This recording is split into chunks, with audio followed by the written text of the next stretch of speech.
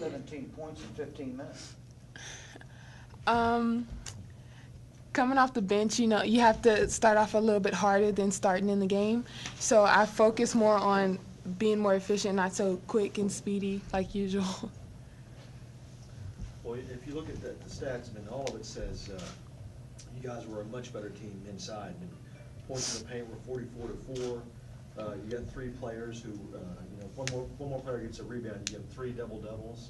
And so this was really about you guys' inside domination tonight, it seemed like. If you want to talk about that. Yeah. We've been working really hard on that, and I mean, it helps. I mean, if we have our inside game, it helps our outside game just that much more. And I'm sure the next game, turnaround, the outside shooters are going to be open a lot more because they're going to be doubling down. So it's just, you know, a give and take type thing, relationship. I mean, tonight was the post night, and, you know, the guards will be on hitting their shots like usual coming up next game.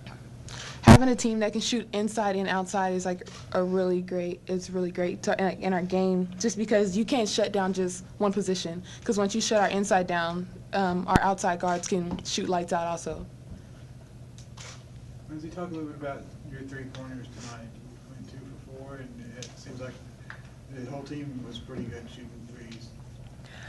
Yeah, I mean, we're in the gym a lot, always working on that, especially on that trail 4. I mean, because we have a pretty good post presence, so that usually opens up pretty well, especially just with matchup-wise. It works really nice, and when you're in tempo, I mean, it's just flows. Yep, just flows. It goes in. Yeah. Are you ready for some tougher competition? Yes. We're getting really excited about Big 12 coming around. We were actually just talking about that today. We're ready to play some top teams in the conference. This may speak to how many players you guys have, but you guys' bench scored 39 points. Their entire team scored 35. Just your bench outscored their entire team. Yeah, I mean, we're deep. We have people who can come off the bench, and I mean, really, anybody could start. I mean, it's just a give and go thing, and I mean, it's just match up with people, and I mean, we have some depth, which is nice. Yeah, there's really no set starting lineup the way like how our team attacks other teams. So it's anybody's night, any night. Can you just talk a little bit about the practices that you guys have been doing the last couple of days, you know, during the finals week and all that? What have you guys been focusing on to prepare for the Big 12? Right now, I mean, we had, you know, we had that break, and we've just been trying to focus on trying to be game ready, making game reads, and a lot of it's, you know, scrimmaging, getting up and down a lot, making sure our conditioning's good, making sure we have, you know, everyone plays together. That way you don't get into a game situation where you're not with someone that you haven't practiced with before. And practices have been, you know, intense and hard. We've been focusing on our passing, our rebounding, making sure that we are, you know, focused and, you know, ready for the Big 12 and ready to finish games and, you know, make sure that we just come out ready.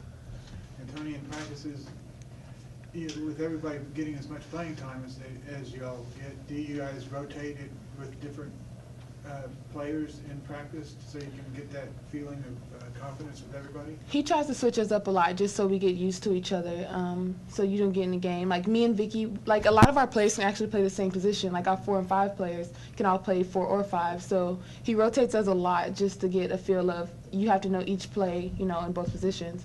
So when you do get thrown in the game and like it's Lindsay and Vicky, they both can play the 5 spot. Either one can play 4.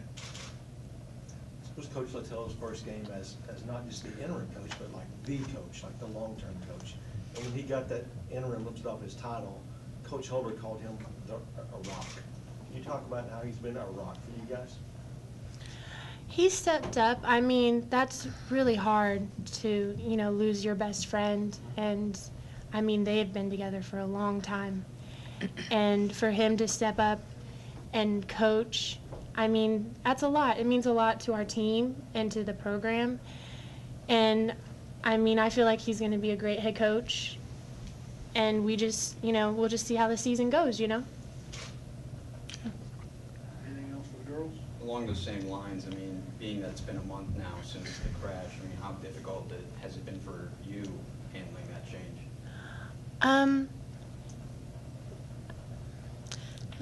Okay. It's hard to accept, but we have our program. They support us really well, and they back us up on anything, and they're always there for us. Like any time of day, they're there to support us.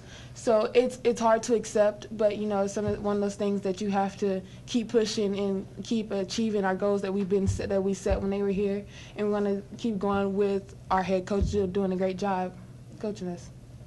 I mean, did you guys feel the need for a lot of support? I mean, has it been that hard for you guys? We're a family, so we're going to stay close and support each other no matter what. Anything else? All right, thank you, ladies. Thank you. Thanks. Follow.